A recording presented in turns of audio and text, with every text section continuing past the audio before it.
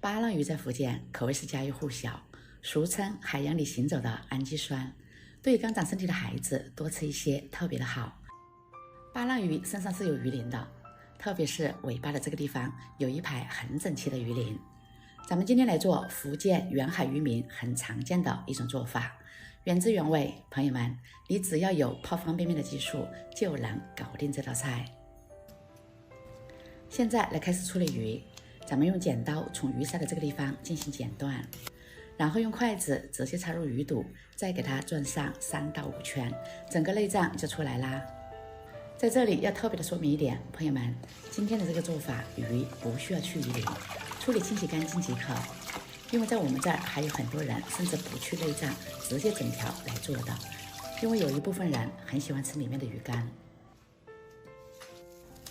准备一些葱段、姜片，然后再给它平铺在盘子底部。鱼也直接整条的给摆上来。这是一小把粗盐，咱们给它撒在鱼的身上。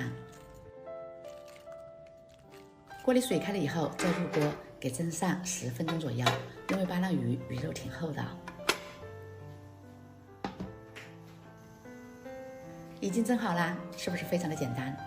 鱼肉很鲜美，然后带着淡淡的咸香味，用来下酒下饭都非常的好吃。食用的时候，咱们撇开粗盐，再去掉一下这个外皮。巴浪鱼只有一排排刺，鱼肉可以一大块一大块的，很好剥落，没有什么小刺乱刺。天然的巴浪鱼肉很香，吃起来又不腻。这里是家常海鲜为主的频道，别忘了关注跟点赞哦，咱们下期见。